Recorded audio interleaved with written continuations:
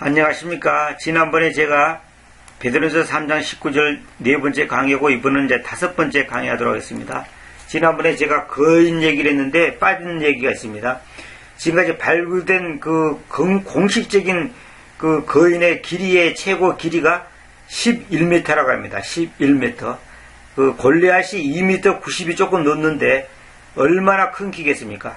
지난번에 사강에서 보여준 그 거인들을 보셨죠? 이건 절대로 이제 과장된 거 아니단 말입니다. 근데 이것을 현대 매스컴에서 다 숨기고 있어요. 왜냐하면 이걸 도대체 설명할 길이 없단 말입니다. 이거는 성경 외에는 다른 이걸 설명할 수 있는 다른 방법이 없어요. 그러니까 하나님의 아들들을, 천사들을 하나님의 아들이라고 표현하는데 그 하나님의 아들들이 가변성이 있어가지고 타락해갖고 자기 위치를 떠나가지고 지구에 내려와가지고 사람의 딸들의 얼픈 것을 보고 그들과 동침을 해가지고 낳은 족속이 자이언트, 네피림, 거인족이단 말입니다. 이 거인족들이 바로 이제 제우스 신이니 무슨 신이 무슨 하면서 태평양이나 대서양 같은데 섬에 큰 석상 있잖아요. 막 몇 미터씩 되는 석상들을 세워놨잖아요. 그게 뭐냐면 인간들이 그 당시 거인들을 신으로 섬겼습니다. 그래서 그 신에 섬기기 때문에 그 신이 하나 죽으면 이제 거기다 이제 기념으로 이제 석상 하나씩 세우는 거예요. 거기다 흔적이 그런 것입니다. 그런데 이제 그 거인, 그 타락한 천사들이 이제 그렇게 이제 세상을 혼란시키고 이제 무질서게 하고 이제 하나님이 만든 그 창조의 질서, 남녀 간의 그 결혼의 질서를 완전히 파괴시켜버리니까 하나님께서 이제 벌을 준 것이 노아 홍수란 말입니다. 노아 홍수. 그 다음에 노아 홍수의 이제 그 핵심적인 것인 죄악이 뭐냐면 음란의 죄입니다. 음란의 죄. 그 간음의 죄단 말입니다. 그 타락한 천사들과의 그 동침으로 인한 하나님의 그 질서를 완전히 깨뜨려 버렸죠. 그래서 이제 그 홍수가 있었습니다. 근데 앞으로는 이제 불의 심판이 있을 건데 이 불의 심판은 뭐냐면 하나님의 복음을 변질시키고 왜곡시키고 예수 그리스도의 복음을 완전히 이제 땅바닥으로 떨어뜨리는 그런 이제 사건이 이제 앞으로 일어날 겁니다. 예를 들어서 예수만 전하면 벌금 묻는다든지 감옥을 보낸다든지 예수만이 구원의 길이다 진리라고 가르치면 이제 감옥에 보낸다든지 킹제임스 성경만이 바른 길이다 바른 진리다 하면 감옥에 보낸다든지 이런 일이 분명히 있을 겁니다. 이렇게 되면 주님께서 이제 오시는 거죠. 그날을 우리는 속히 오기를 기다릴 뿐입니다. 그래서 제가 두섬씨만 이 말하고 저 말하고 해서 조금 무질서하게 말했는데 저도 이제 좀 말하면서 좀 정신이 없을 정도로 이제 헷갈렸는데 제가 이제 마지막으로 이제 이 말을 좀 하고 이제 마치도록 할게요. 여기서 언급되는 영들은 어떤 영들이냐? 율법 이전에 어떤 특정한 시기에 등장했던 존재들입니다. 어떤 특정한 시기에 등장했던 존재들이란 말입니다. 다시 말해서 베드로전서 3장 19절이나 20절 사이에서는 모세의 율법 하에서 죽었던 사람은 아무도 없고 죽어서 아브라함의 품으로 간 사람도 없습니다. 여기서는 지금 그런 얘기는 일체 없어요. 그런 얘기는 일체 없고 영들이 있었는데 예수께서 육체 안에서는 죽음의 체액이나 영림에 의해서 소생되면서 우리를 하나님께 데리고 오신다 해놓고 갑자기 19절에 보면 그 영림에 의해서 또한 그분께서는 감옥 안에 있는 영들에게로 가서 선포하셨다. 이렇게 내용이 전개된단 말입니다. 그러니까 이걸 보면 뭘 알 수 있냐면 여기에 이 존재들은 어떤 존재들이냐면 지구상에 유대인이 등장하기 이전의 존재들이 이전의 사람들이란 말입니다. 그래서 하나님께서 오래 참고 기다리실 때 노아의 날들 동안에 아직 지구상에 유대인이라고는 하나도 없었어요. 유대인이란 뭐냐면 아브라함으로부터 시작해서 그 율법을 받아서 택한 그 사람들이 유대인이지 그 당시에 유대인이다 이방이다 그런 개념이 없었죠. 근데 유대인에게 최초로 할례를 행했던 최초의 히브리인은 누구냐? 아브라함이란 말입니다. 그래서 아브라함의 품에 그 거지 나사로가 아브라함의 품에 안겼다 그러는데 그 아브라함의 품은 뭐냐면 유대인들에게는 해당되는 말이에요. 유대인들에 해당되는 말이 이방인들이나 오늘 우리에게는 해당되는 말이 아닙니다. 근데 이 영들은 지금 이 시대에 구원받았거나 구원받지 못한 사람들과도 전혀 상관이 없는 거예요. 무관하다는 겁니다. 율법 시대에 죽은 사람들도 또 아니에요. 그러니까 율법 시대 이전의 존재들이란 말입니다. 그렇다면 여기서 언급하고 있는 감옥에 있는 영들은 과연 누구를 말한 것이냐? 베드로전서 3장 19절의 이 영들이 뭐냐? 이게 히브리서 아까 지난번에 제가 말씀드린 것처럼 천사들은 뭡니까? 모두 구원의 상속자가 될 자들이고 섬기도록 보내심을 받는 자들인데 이것들이 타락을 했단 말입니다. 한마디로 반역을 했단 말입니다. 자기 위치를 벗어났단 말입니다. 그래서 이것들이 뭐냐면 이제 말하면 하나님의 그 자기 위치를 떠나서 하나님의 그 창조의 질서를 파괴시키는 장본이 됐단 말입니다. 이런 구조들을 밀어볼 때 우리는 이 감옥에 있는 영들이란 어떤 영들이냐? 사실상 창세기 6장에 나오는 하나님의 아들들, 즉 노아 시대에 자기들의 처음 위치를 지키지 않고 자기들의 처소를 떠난 천사들로 볼 수가 있다 이 말입니다. 그리하여 감옥에 있는 영들에게 가서 선포하였다는 말은 너희들은 여기 감옥에 봉해져 있으리라, 있어야 된다 고 전파한 것은 그렇게 전파해서 너희들의 존재는 여기 감옥에서 완전히 가두어져 있어야 된다, 사두 속에 묶여져 있어야 된다, 그렇게 선언하는 것입니다. 말하자면 이 영들은 백보자 심판 때까지 사망 가운데 봉해져 있단 말이에요. 꽉 사슬들에 묶여있다 이 말입니다. 묶여있어. 이러한 사실들을 알려주는 것이 바로 베드로전서 3장 19절에 있는 내용입니다. 그래서 이 시대에 구원받은 우리들이 장차 백보자 심판석에서 이 영들을 심판하여 지옥으로 보내야 될 것입니다. 그래서 그 영들을 우리가 심판한다 그랬잖아요. 그래서 고린도전서 6장 3절에 있는 것처럼 우리가 그 천사들을 심판한다 그랬지 않아요. 지난번에 제가 읽었죠. 여기 나오잖아요. 여러분은 우리가 천사들을 심판할 것이라는 것을 알지 못합니까? 이것은 뭐냐면 심판한다는 것은 뭡니까? 잘잘못을 가리겠다는 거 아닙니까? 그럼 이거 타락하지 않은 천사들을 왜 심판합니까? 타락한 천사들을 심판하지. 이 타락한 천사들이 바로 뭐냐면 그 감옥에 갇혀있는 영들이다 이 말입니다. 그것들을 나중에 심판한다는 거죠. 우리가 그런 위치에 있는 겁니다.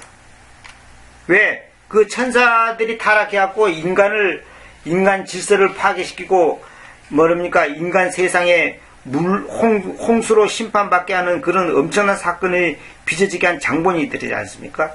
그러니까 우리 인간들이 이제 나중에는 오히려 하나님의 자녀가 되는 우리들이, 구원받은 우리들이 나중에 그 천사들을, 그 타락한 천사들, 다시 말하면 그 영들을 갖다가 심판한단 말입니다. 너희들이 왜 그따위 짓을 했어? 하면서 이제 그냥 그들에게 이제 심판을 하는 그런 놀라운 신분이 우리한테 있단 말입니다. 그런 권한이 우리한테 있습니다. 얼마나 놀라운 일인지 말할 수 없죠. 이런 천사들도 심판할 우리가 왜 교회 안에서 형제자매끼리 법적인 것 갖고 사성 갖고 싸우고 있냐? 그걸 지금 고린도전서에서 사도 바울이 지금 고린도 교인들에게 책망하는 거죠. 그래서 주님께서는 계시록 1장 18절에 있는 것처럼 나는 살아있는데도 죽어있던 그분이다. 그런데 눈여겨보라. 내가 영원토록 산 채로 있다. 아멘. 그리고 지옥과 죽음의 열쇠들을 가지고 있다. 지옥과 죽음의 열쇠들을 주님께서 갖고 있으니까 당연히 주님께서는 그 감옥에 있는 사람들한 용들에도 가고 지옥에도 내려갈 수가 있는 거죠. 주님께서는 어디든지 간단 말입니다. 근데 주님께서는 영님에 의해서 가는 겁니다. 영님에 의해서. 왜? 그 영들한테 가기 위해서 주님께서 가는 거예요. 영님으로. 영님에 의해서 가는 겁니다.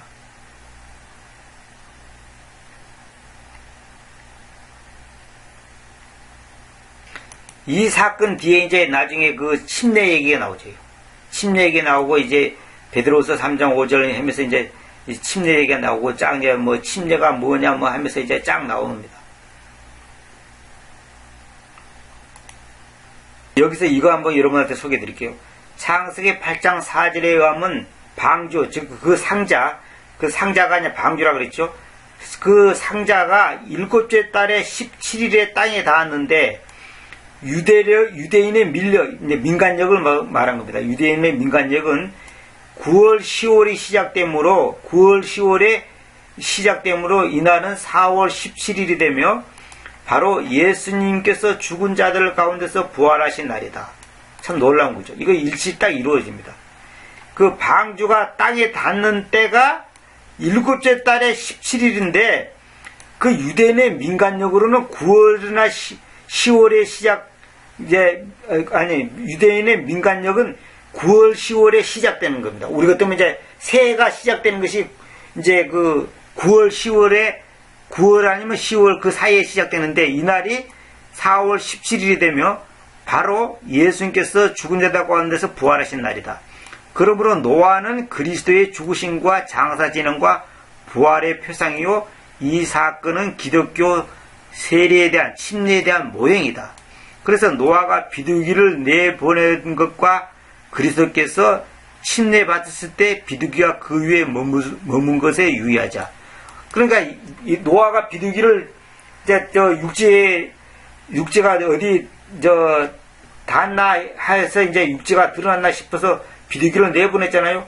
그거하고 그 시점하고 그 날짜하고 그 말하면 그 절기에 그 맞는 그 기간하고 예수께서 침례 받을 때 비둘기가 하늘로부터 내려오셨잖아요. 성령이 비둘기같이 내려왔다 그랬잖아요. 그거하고 똑같다는 거죠. 그 날짜나 그 시점이. 그 말하면 우리 같으면 이제 계절 그 시점이 똑같다는 거죠. 이거 결코 우연이 아니죠. 성경은 전부 다 그러니까 구약에 있는 모든 것을 신약에 있는 것의 예표죠. 모형이단 말이에요. 모형. 그래서 기독교의 침례는 홍수로서 표상되는데 그것은 죽음과 장사진행과 부활을 예정하는 것이지 영혼을 구원하는 것은 아니다. 그럼 홍수 때 그 사람들을 다 이제 그 몰살시키는데 그것은 그 홍수 때문에 뭐 우리가 영혼을 구원받는다 그런 뜻이 아니라 죽음과 장사진행과 부활을 예표하는 것이란 말입니다. 앞으로 그런 일이 있을 것이다. 왜? 예수 그리스도께서 십자가의 죽으심으로 말미암아 인간의 죄를 사해 주셨기 때문에 우리는 구원받았지 않습니까? 그러니까 그 방주, 다시 말하면 그 상자는, 그 상자라고 하는 그 방주는 바로 뭐냐면 예수 그리스도 자신을 말하는 거죠. 그러니까 예수 안에 들어오면 누구든지 구원받는 거죠. 예수 안에 들어오면. 예수 밖에 있으면 구원 못 받는 거죠.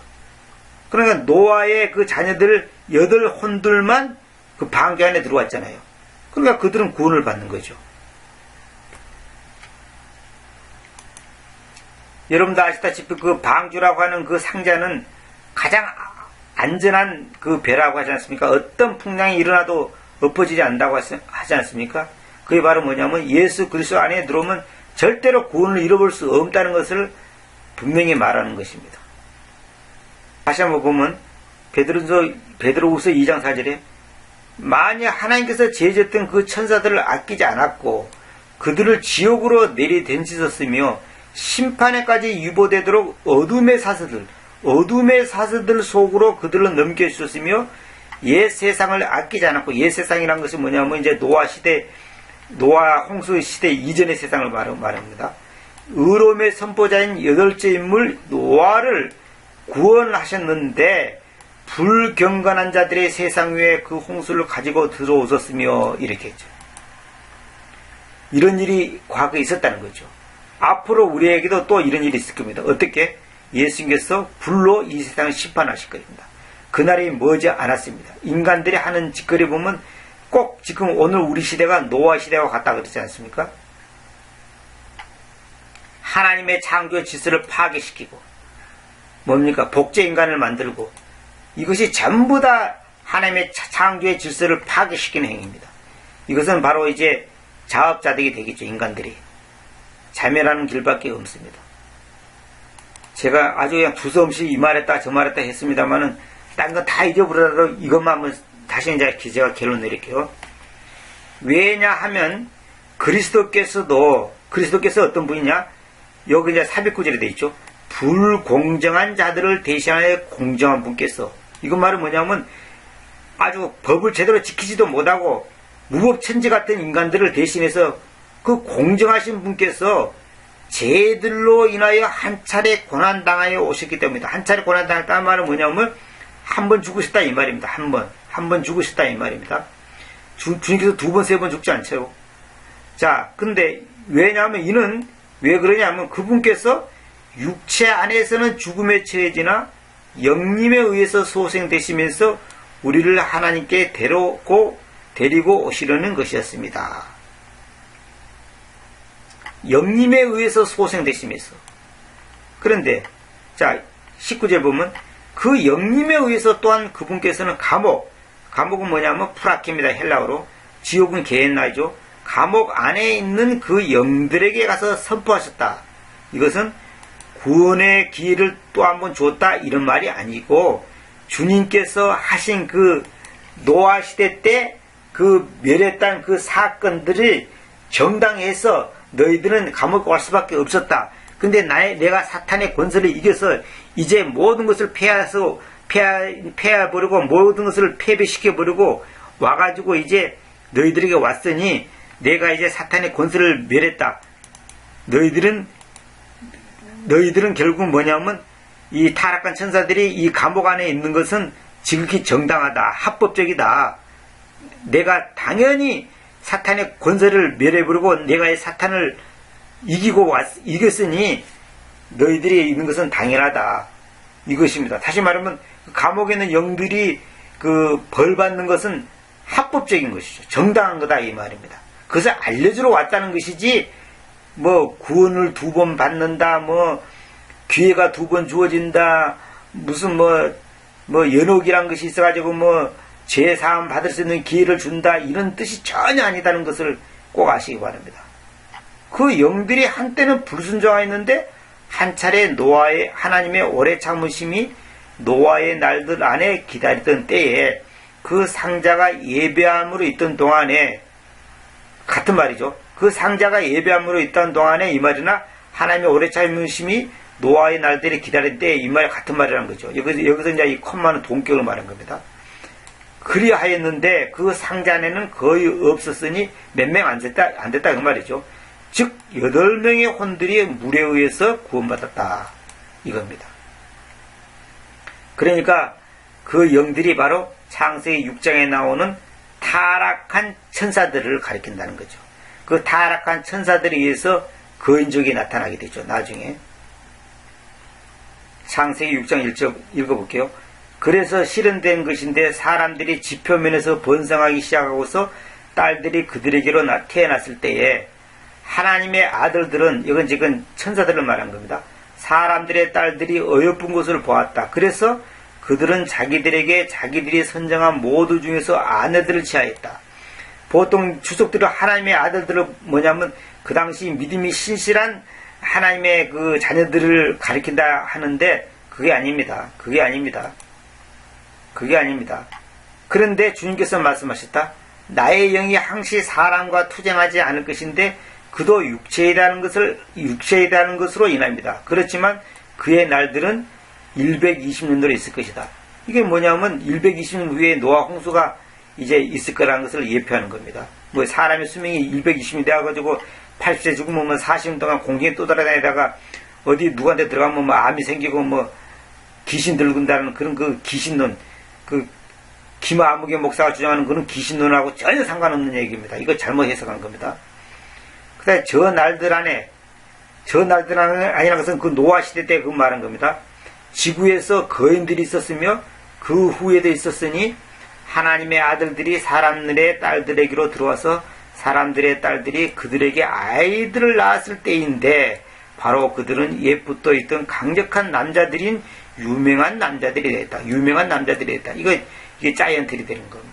그래서 이것들이 나중에 이제 자기들이 신적인 존재로서 이제 사람들한테 추앙을 받았죠. 당연하죠. 키가 1m, 키가 말이지 11m씩 되고 5m씩 되는데 그것들이 큰 소리 빵빵 치면 인간들이 벌벌 떨 수밖에 없지. 복종할 수밖에 없죠. 여기서 보세요. 욥기 1장 6절 보시다. 하나님의 아들들이 주님 앞에 자신들을 현존시키려고 오고 주님 앞에 현존시키도록 온다. 이거 하나님의 아들 천사들을 말한 겁니다. 사탄도 그들 가운데 오는 날이 있었다. 맞다 이 말입니다. 근데 언제 아침별들이 함께 놀아있으며 하나님의 아들들이 모두 즐거움으로 인하여 함성되느냐. 이때는 타락하기 전의 상태를 말한 겁니다. 천사들이 지금 타락하기 전의 상태를 보고 말한 겁니다. 근데 이 천사들은 어떤 존재가 되냐면 그분께서는 하늘 안으로 가져서 하나님의 오른쪽에 계시니 천사들과 권위들과 능력들이 그분께 종속하게 만들어진 채 그럽니다. 천사들이 그분께 종속을 해야 됐는데 그 천사들이 반란을 일으켰단 말입니다. 그래서 때문에 만약 하나님께서 제지했던 그 천사들을 아끼지 않았고 그들을 지옥으로 내리던지셨으며 심판에까지 유보되도록 어둠의 사슬들 속으로 넘겨주셨다 그랬죠. 왜 그러느냐? 유다서 1장 6절에 보면 답이 나오죠. 자기들의 처음 신분을 지키지 않고 자기 자신들의 거처를 남겨둔 그 천사들을 그분께서 그 큰 날의 심판에까지 어둠 아래 영존하는 사슬들 속에서 유보시켰습니다. 영존하는 사슬들 속이라는 것이 이게 소위 말해서 감옥을 말하는 겁니다. 감옥. 뭐 시멘트로 만든 감옥이 아니다 이 말이죠. 그러니까 이 비정상적인 하나님의 질서를 깨뜨리는 이 비정상적인 존재들을 하나님께서 멸하기 위해서 노아 홍수를 일으켰단 말입니다. 앞으로도 이제 하나님께서는 비정상적인 인간의 그 하나님의 창조의 질서를 파괴시키는 이 극한 상황에 처했을 때 하나님께서 이제 지구를 심판할 건데 그것이 바로 이제 예수님 오실 때가 되는 거죠. 머지않아 그럴 때가 올 것입니다. 우리는 깨어서 항상 기도하면서 우리를 구원하신 주님을 찬양하면서 정말로 우리가 예수님의 이름으로 예수님 이름 안에서 예수 그리스도의 피에 의해서 제사받고 하나님의 자녀들이 되었다는 이 사실이 얼마나 놀랍고 놀라운 은혜인지 다시 한번 생각합시다. 그래서 제가 이 강의는 사실 너무 좀 설명하기가 까다롭고 여러 가지로 이제 하다 보니까 뒤죽박죽 되고 좀 두서없이 이렇게 됐지만은 다 잊어버려도 괜찮습니다. 딱 한 가지만 기억하십시오. 여기서 하나님의 아들들은 천사들을 말하는데 그 천사들이 타락해서 인간 세계에 와서 질서를 깨뜨렸어. 그래서 하나님께서 노아 홍수를 통해서 멸했는데 그들이 이제 감옥 안에 갇혀 있는데 주님께서 십자가에서 사탄의 권세를 멸해버리고 나서 그들에게 주님의 그 심판이 정당했다고 하는 것을 알려주기 위해서 감옥 안에 있는 그 영들에게 가서 선포했다는 거죠. 그 사실을 전했다 이 말입니다. 그것만 기억하시면 되겠습니다. 그걸 오해를 하시면 절대로 안 되겠습니다. 그 영님에 의해서 주님께서 가셨다는 것을 주님께서 가셨다 그렇게 표현하지 않고 영님에 의해서 갔다 그랬잖아요. 영으로 갔다 그러지 말고 영님에 의해서 또한 그분께서는 감옥 안에 있는 그 영들에 가서 선포하셨으니 왜 영들을 만나러 가야 되니까 영님에 의해서 가야 되죠. 그러니까 영님이 말하자면 지문으로 말하자면 운송수단 같이 우리 같으면 이제 부산 가려면 기차 타고 간다든지 버스 타고 가잖아요. 그러니까 영님에 의해서 주님께서 가신다는 거죠. 주님이 홀로 가는 게 아니고 이것이 놀라운 거죠. 왜? 그 감옥의 그 지구 내액 속에 있는 그 감옥 안에 들어가려면 주님께서 영님에 의해서 가야 되지 어떻게 가실 겁니까? 주님께서 육체의 몸을 갖고 가는 게 아니거든요. 그래서 영님에 의해서 간단 말입니다. 그걸 이제 우리는 전부 다 영으로 갔다, 뭐 성령으로 말미암아 또 성령으로 갔다, 뭐 이렇게 막연하게 하지 말고 성령이 아니고 영님. 이게 중요합니다. 영님. 왜? 영들에게 가니까. 그래서 3장 18절하고 19절은 반드시 영님, 더 스피릿, 대문자 스피릿입니다. 그 영님이 바로 지난번에 제가 홀리 고스트란 무엇인가 할 때도 다 말씀드렸는데 그 영님이 홀리 스피릿, 그 영님이 바로 예수 그리스도, 다시 말하면 하나님을 말하는 것입니다. 근데 이거 이제 표현을 왜 이렇게 달리 했느냐? 이건 뭐냐면 그 역할의 그 다양성을 이렇게 이제 표현해 주는 겁니다. 전에도 말씀드린 것처럼 예수님 그러면 됐지. 예수 그리스도에다가 그리스도 예수에다가 우리 주 예수 그리스도에다가 주 예수에다가 주 예수 그리스도에다가 주 하나님에다가 이렇게 다양하게 표현하지 않습니까? 이것은 그 역할과 그 사역의 다양성을 갖다가 표현하는 것이지 다른 게 아닙니다. 그 표현이 다 이유가 있다는 거. 홀리 스피릿 했다가 홀리 고스트 했다가 영님 했다가 이렇게 다 표현이 다르다는 거. 그것을 여러분들 아시기 바랍니다. 그 영님에 의해서 주님께서 가셨다는 거. 그 사실을 알려주러 갔다는 거죠. 그 사실을. 자, 긴 시간 여러분 앞에 감사하고 제가 설명이 여러 가지로 좀 서투르는데 어쨌거나 핵심은 여러분들이 충분히 이해하셨을 걸로 믿고 감사드립니다. 이건 사실상 베드로전서 3장 19절 이것만 딱 따서 말하는 게 아니라 베드로전서 1장부터 쫙 설명을 해야지 더 쉽게 답이 쫙 나오는데 1장부터 마지막 장까지 쫙 해야지 더 오히려 그냥 매끄럽게 잘 될 건데 이거 딱 잘라서 말하다 보니까 굉장히 설명이 좀 어렵습니다. 사실상 창세부터 요한계시록까지 처음부터 쭉 강의를 해야 되는데 지금 현실적으로 그게 안 돼서 지금 맛보기만 보인다 생각하십시오. 여러분들 일단은 이제 맛보기만 본다 그렇게 생각하시기 바랍니다. 차후에 또 하나님께서 기회를 주시면 더 구체적으로 이제 말씀할 기회가 있겠죠. 감사합니다.